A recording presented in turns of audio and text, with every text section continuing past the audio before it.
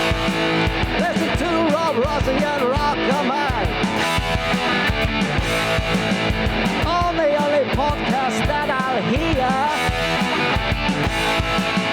that won't make me wanna rip off my ears. Oh, the Rock Show, the Rock Show, the Rock Show, the Rock Show, the Rock Show, the Rock Show. Oh, I want the Rock Show.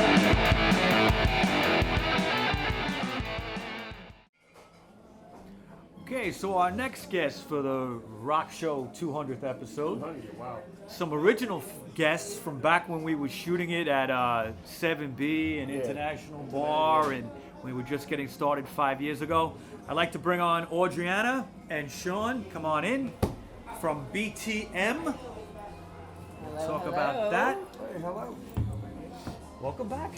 I know, it's I mean, been a minute. A minute, definitely more than a minute. Yeah, man. I'm I trying think to my hair remember. was purple at the I time. think it was, and you I remember you must have been on twice in our first I was. 20 or 30 episodes. Yes, I was. Okay, and we're up to 200 now, and you're Oh, back. jeez. 200.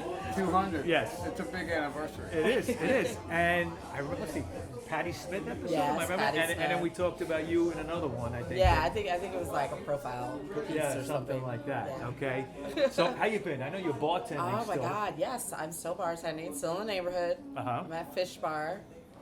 Like, come through. Cash only though. Cash only at Fish Bar. Bring your wallets. Right.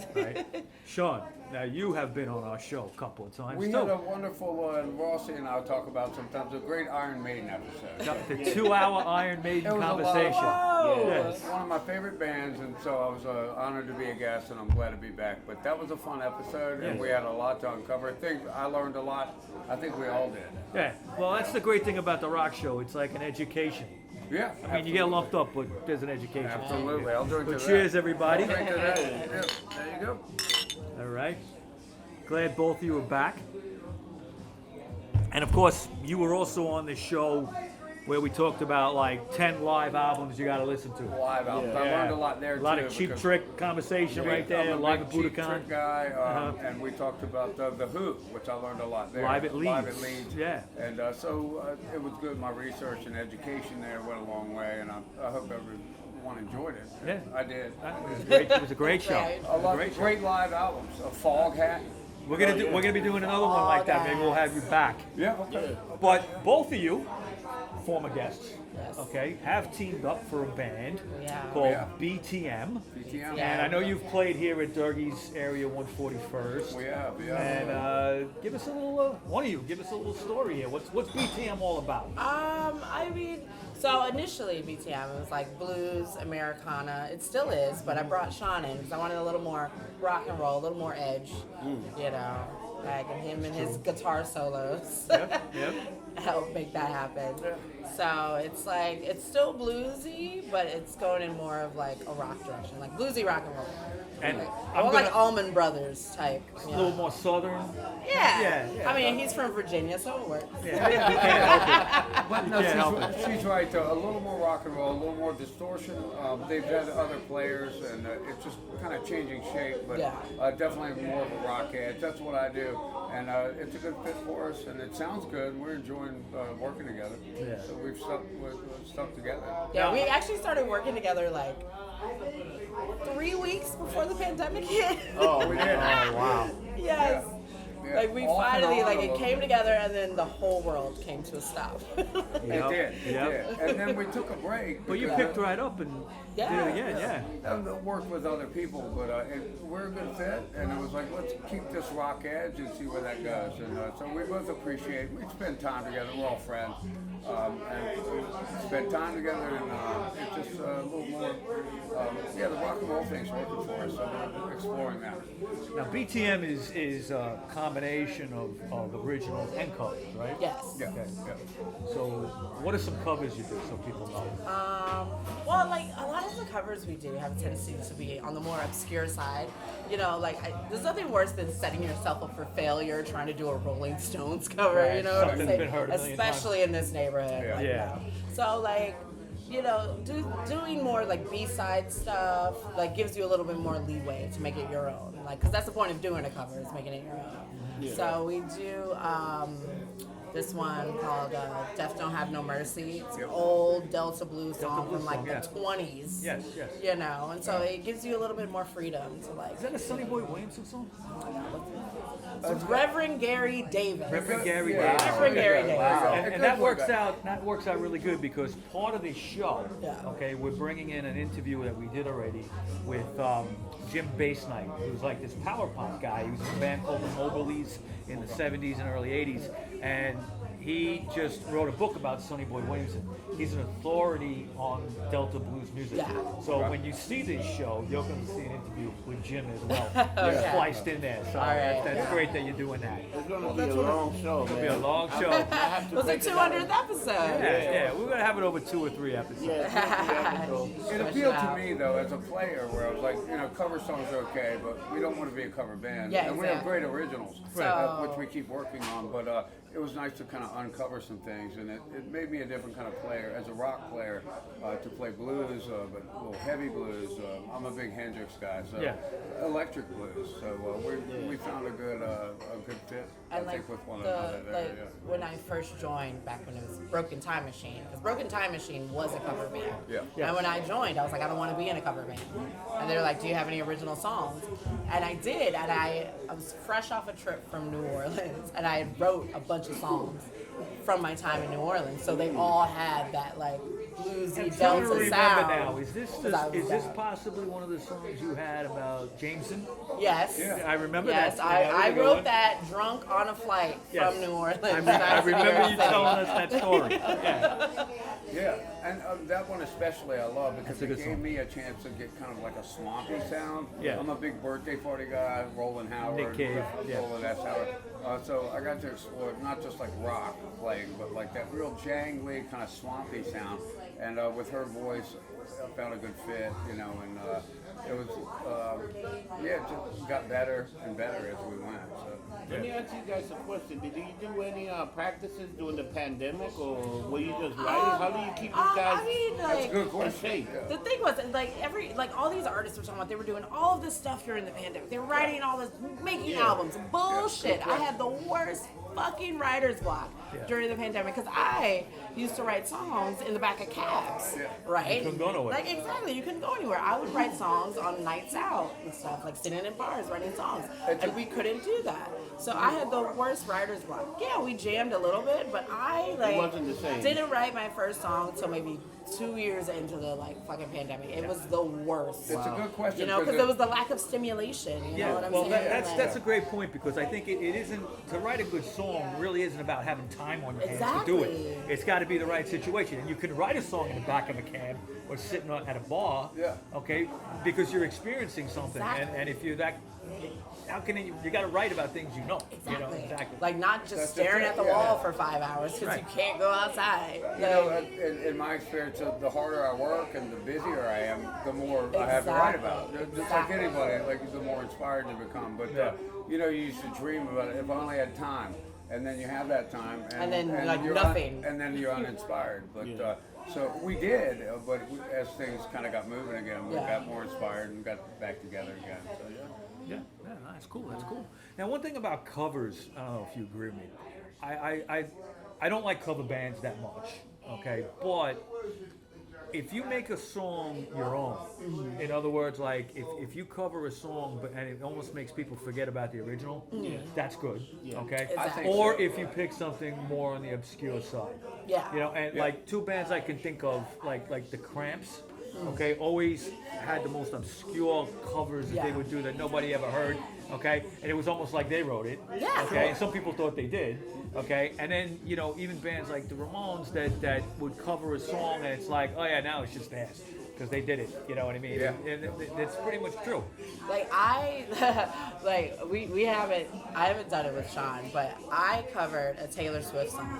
Nobody knew it was a Taylor Swift song. Really? Because of what I did. Yeah, people were like, oh my God, that song is amazing, you should sell it. I'm like, well, it's a Taylor Swift song. People are like, what? Especially because of who I am. They're like, you covered Taylor Swift. I'm like, this is a badass song. I can't knock her for it. Good song is a good song. Yeah. More like Beyonce's doing a country album. It's like the #1 country album. She's getting a lot of hatred for that. And nobody thought she could But do what it. I do like is she did get other country artists on there, Oh, black yeah. country artists as well. Black country stuff was She got like a lot of like contemporary Big name, black yeah. country artists Yeah, on that good. album, so I give her props for that. If you look at rock and roll, I mean, it's mostly black artists. Well, originally. That's the Yeah, start. I mean, Yeah. that's a, you know, It's American, R&B it's and American- country, you know. It's American music, so if she's, Well, yeah, if she's putting like- good music together. Exactly.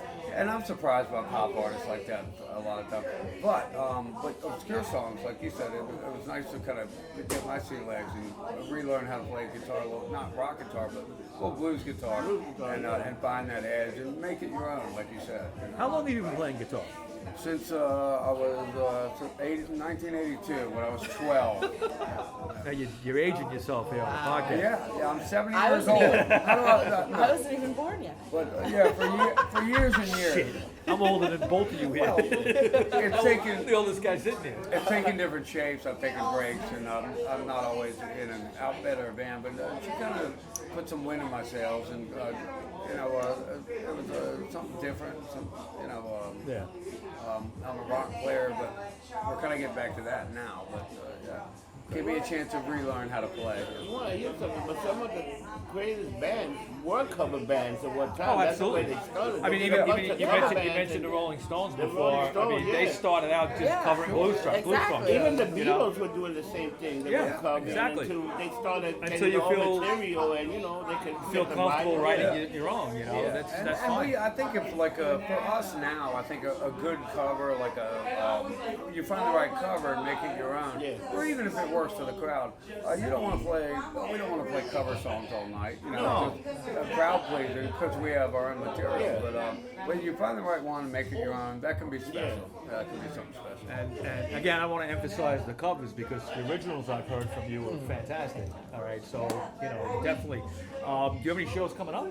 No, we're focused on recording right now and like writing some new stuff, like leaning more into the rock direction because we have a shit ton of blues songs. Yeah. And now we're gonna write some rock songs. I wrote a punk song, my Oh, first ever nice. punk song. All right. So see if we can get that recorded. Yeah, try some different things. I'm really into recording, and I have a lot of experience there. So I look forward to getting her in the studio and working on original stuff and experimenting there and seeing what we sound like in phase 2, I guess. Okay. And we didn't just bring you on for an interview, okay? You guys are actually going to perform very Yes, shortly we for us. are. Okay? So let me just, in a final question, let me ask you guys, what songs are you doing tonight? And talk about them a little bit. So we're gonna do "Death Don't Have No Mercy." Don't Have No Mercy. Right, by Reverend Gary Davis, one of my favorites. And then we're gonna do an original called "This Is How We Live." It was originally written before the pandemic about like people who we have lost in the East Village. And Too many. since the pandemic, Too many. we've lost even more. So it definitely resonates. It's a very And East it- Village song. Yeah, it's about the East Village and the lives we live and living fast, dying young, Leaving a good-looking corpse. Exactly. There you go. Hopefully, yeah. Too late for me. but no, it's a wonderful song. Our friend John Bird was certainly instrumental in all of that, and he's been a wonderful help in this outfit. But it's a wonderful song, and look forward to playing it. Well, I want to thank you both for coming on. Absolutely. Sean, Yeah, absolutely. Thank you. Audreana, good to see you again. Wow. Okay. Good to see you, man. Always. Okay. Adriana, it's always great to have you as a guest. All right, and hang out for a couple minutes, everybody, and we're going to put them on, and we're going to rock out. Happy 200. Happy Yes. 200. Thank you. Thank you. Okay. So 200 more. Okay. 1, 2, 3.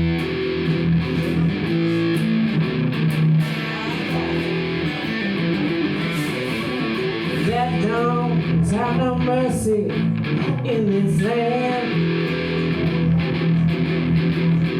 Death don't have no mercy in this land of ours. Come to your house, you know it won't stay long. Look around the room and your mother is on. I said, death don't have no mercy in this land. Death don't take vacation in this land.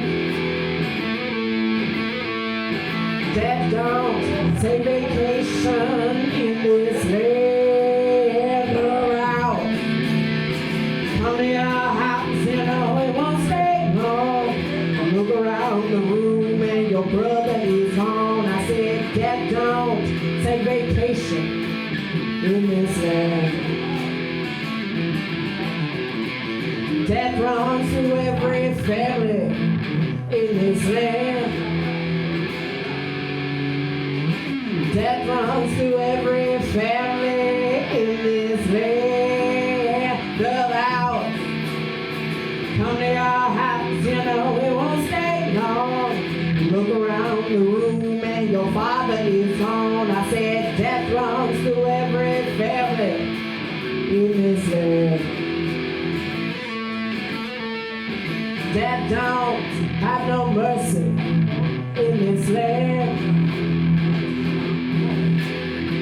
Death don't have no mercy in this land of ours. Come to your house, you know it won't stay long. Look around the room and your family is on. I said death don't have no mercy in this land.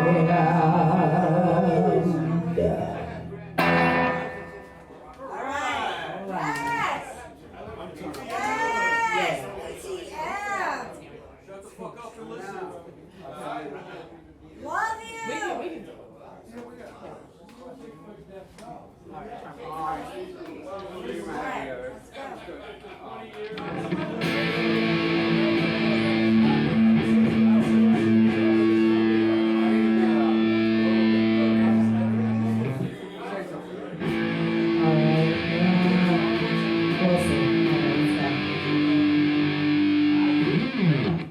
Alright, we'll do this in post. You ready for another one?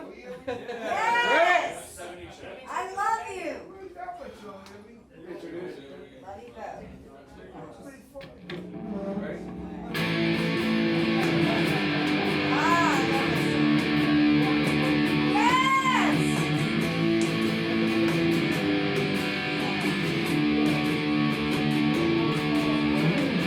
For 14 years I knew the man.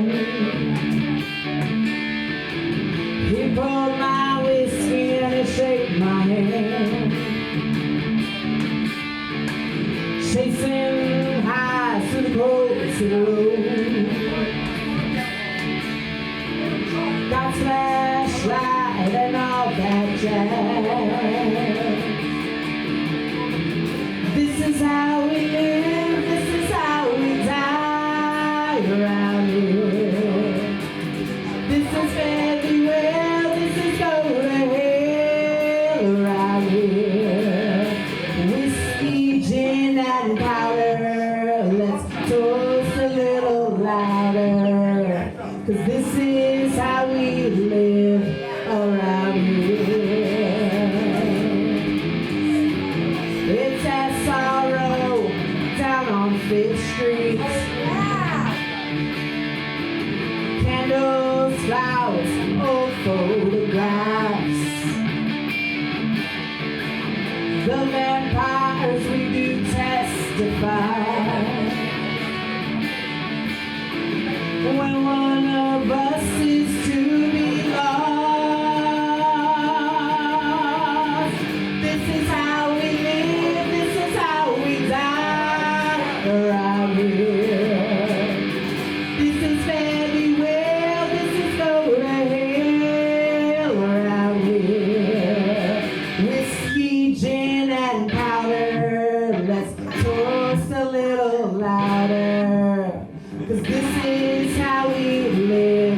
around here.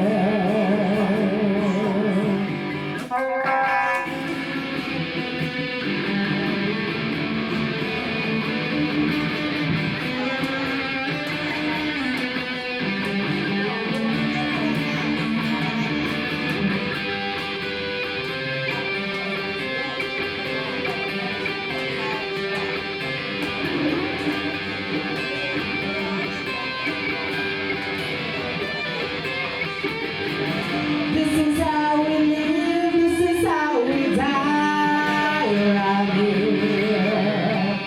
This is fairly well, this is go to hell around here. Whiskey, gin, and powder, let's toast a little louder. This is how we live around here. Whiskey, gin, and powder, let's toast a little louder. 'Cause this is